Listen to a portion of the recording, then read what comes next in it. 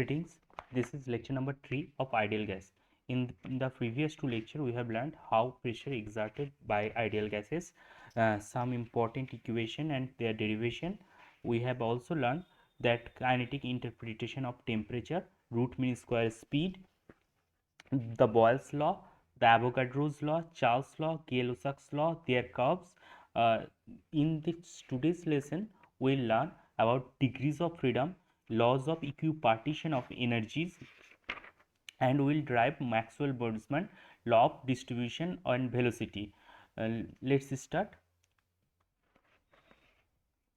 Degrees of freedom, basically the number of independent coordinates required to specify its position completely is called degrees of freedom.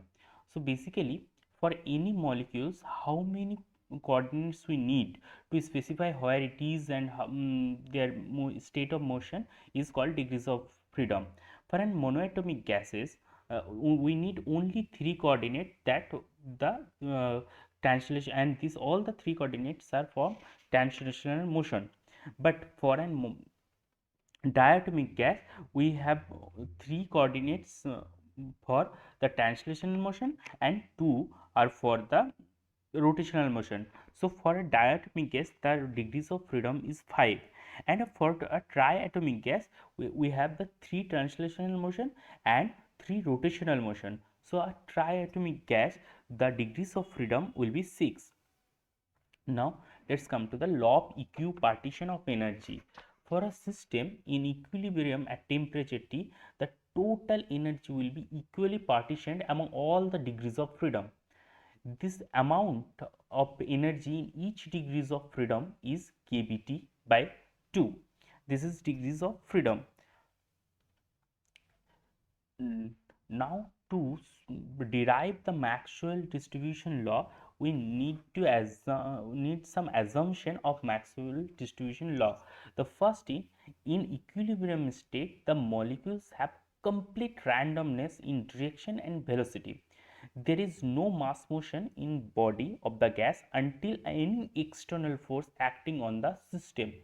As the gas molecules are in state of random motion, all the velocity component are independent.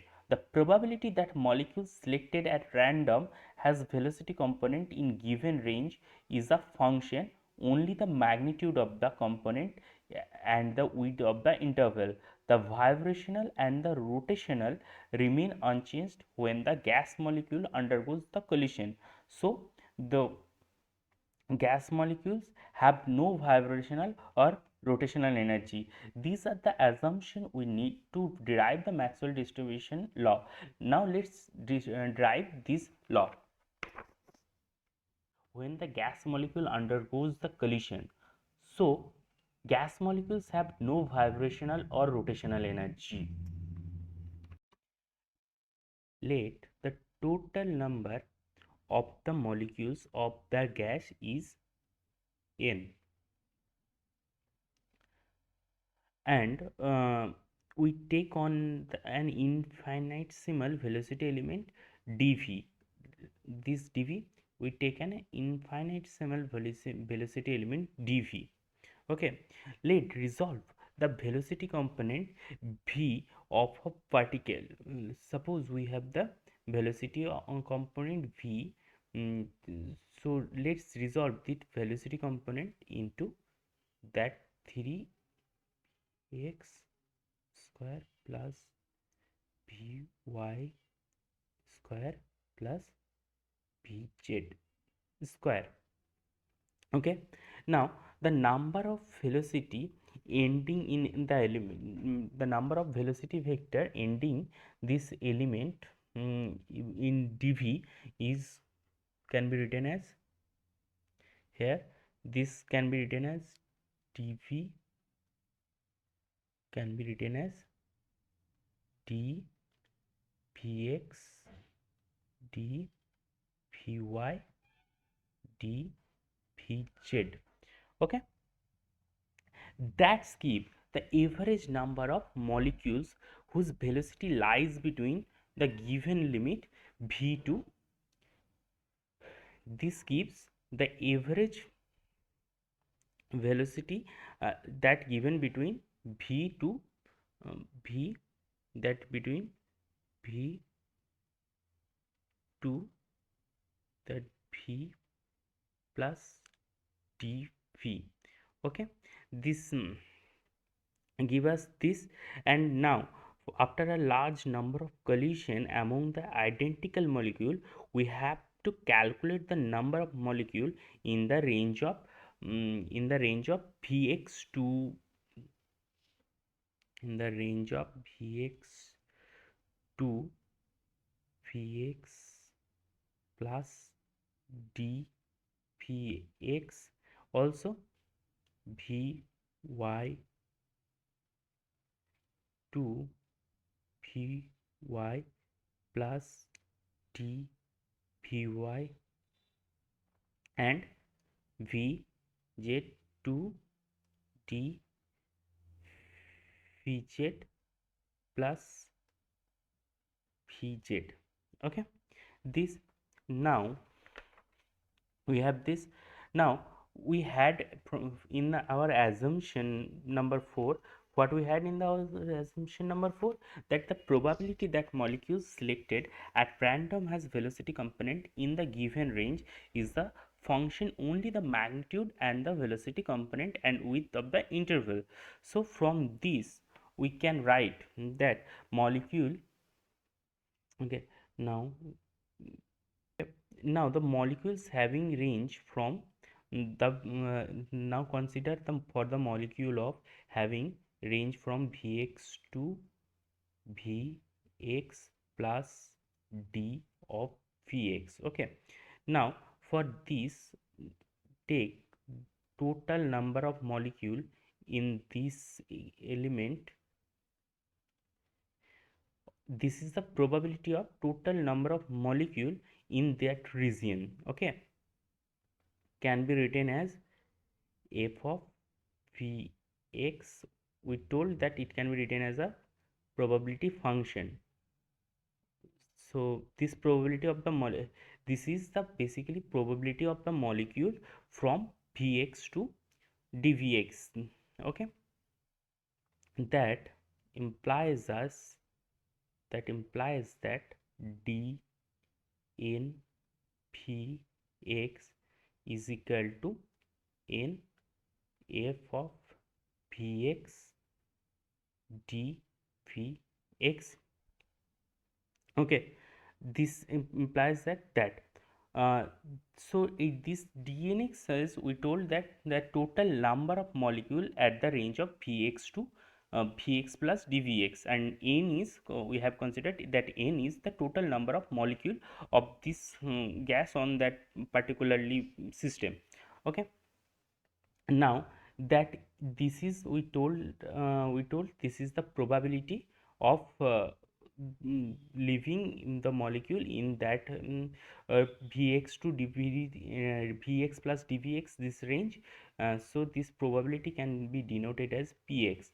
The same way, this is the independent, the all the velocity component are independent, so we can write it for we can consider the all the velocity in the same way.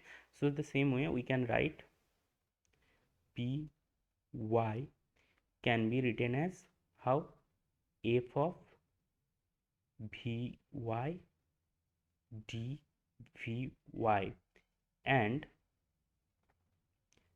pz also can be written of f of vz dvz.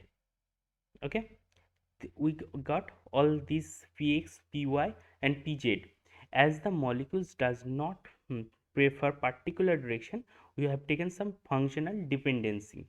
Okay, from the law of compound probabilities, we can have that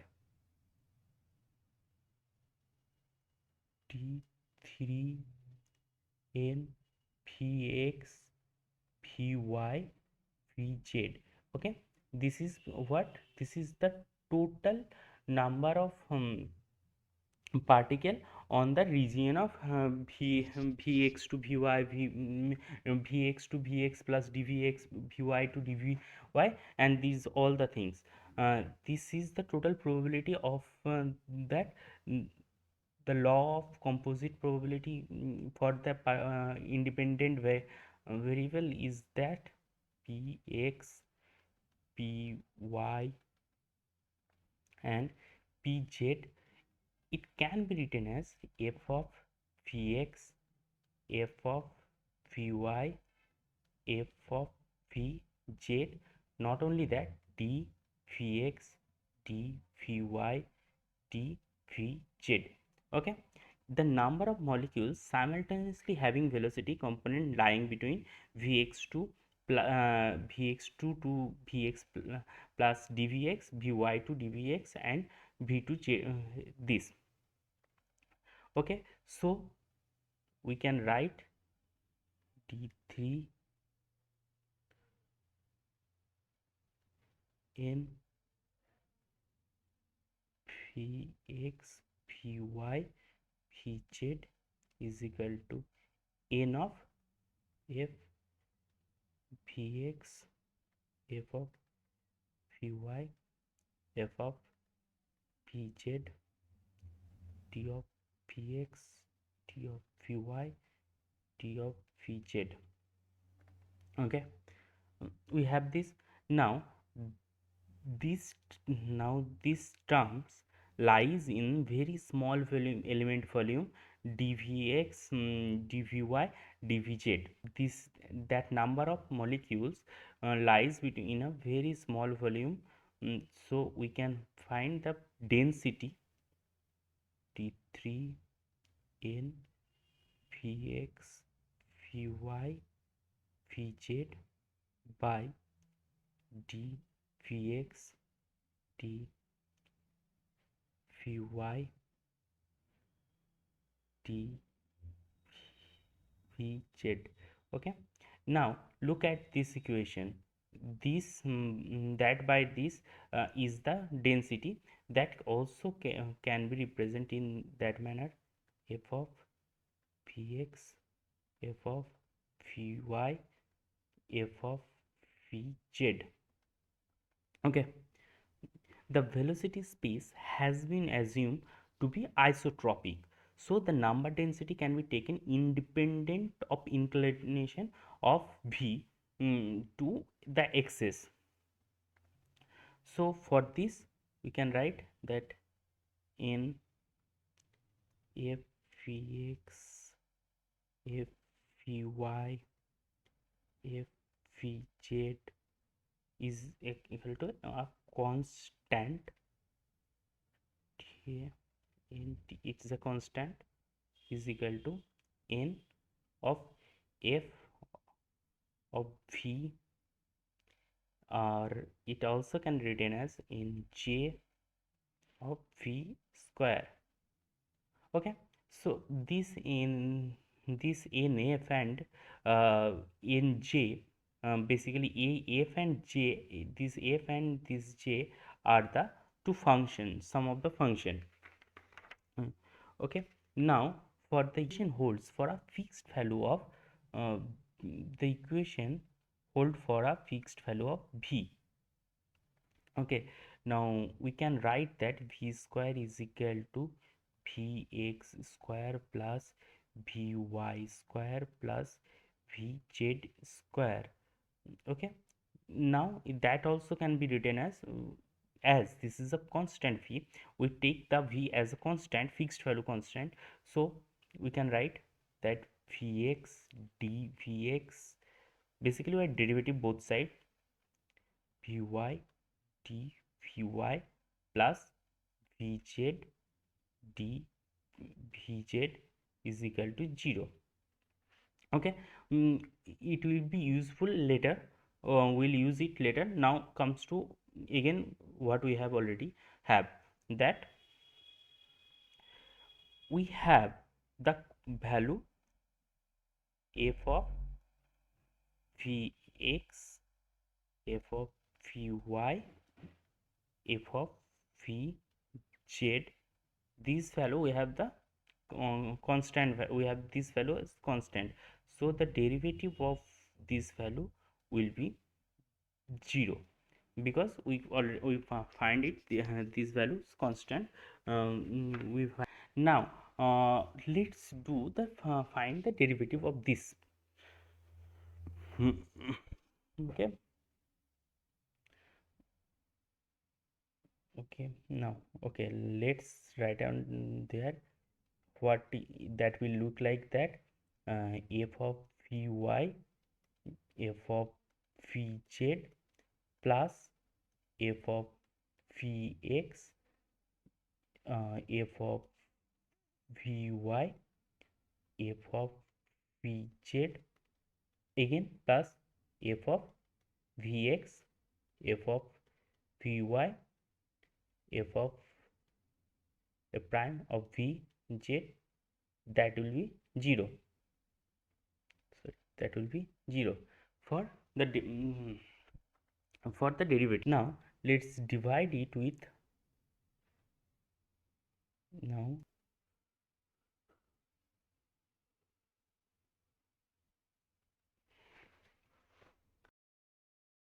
the equation, then the equation we get is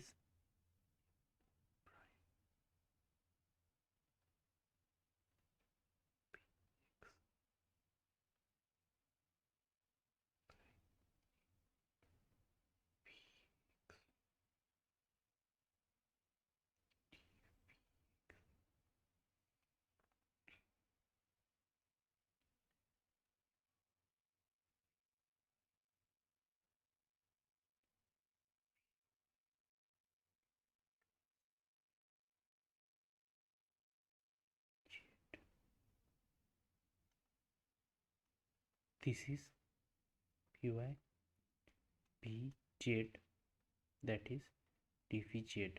Okay, now plus we will also get the 2b px dvx plus 2b vy dvy plus 2b vz dvz, that will be is equal to 0. Okay, now take that dvx component together, and so we get, from by doing this we get that f of vx by f of vx plus 2b vx, okay, plus 2b vx dvx plus f of vy, f of vy plus 2b vy component d of vy. Now the last one, f of vz component f of vz plus 2b vz, this is 0. We also we have this, and now just these are all independent velocity, there's all the velocity are independent, so we can write this x by v x plus 2b vx is equal to 0. So as we have written this, so that also implies that we can write that vx of f of vx can be written as minus 2b of vx. That's all. But the x component of the equation, then we'll get that ln of f of vx, f of vx will be minus 2 p v x square by 2 plus ln a. That implies that f of Vx can be written as a e to the power minus b Vx square. Okay, this is the integral constant. This is the integral constant. Okay, now for that x component we get this. For then the same way we will get for the y component, we will get that f of v y will get a e to the power minus b v y square, and for the z component we will get f v z is equal to a e to the power minus b vz square. We get this all. Now we get this all. Have the firstly we have, now we have this. Okay, now d3 n vx vy vz, that we already have n of f vx f vy f vz dvx dvy dvz.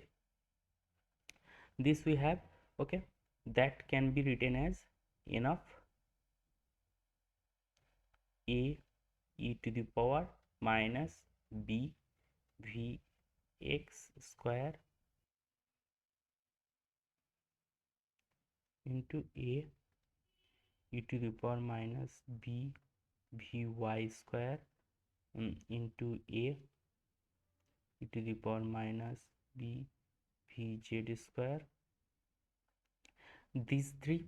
Okay, and with that dvx dvy dvz, that okay, now that can be written as, if we simplify that, a cube e to the power minus b x vx square, sorry, x square plus vy square plus vz square dvx dvy dvz. So can be written as n a cube e to the power minus b v square. Okay, into this dvx dvy dvz.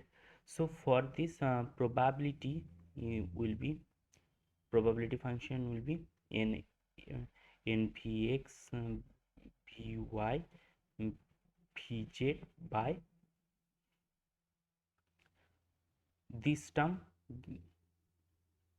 dvx dvy dvz is equal to n a cube e to the power minus b v square. Okay, this is this expression is actually the Maxwell Boltzmann distribution function. Look at that thing, that this probability is actually e to the power minus bv square, that is exponentially decreasing. Okay, so if we plot the curve, that is from bv square, and that is probability, if that point is na cube, then this curve will be look like this curve will look like this. Okay, in the next lesson we'll learn how to determine these two constant, this a and b, to this constant, how to determine these two constant. We'll learn it this in next lesson. Thank you.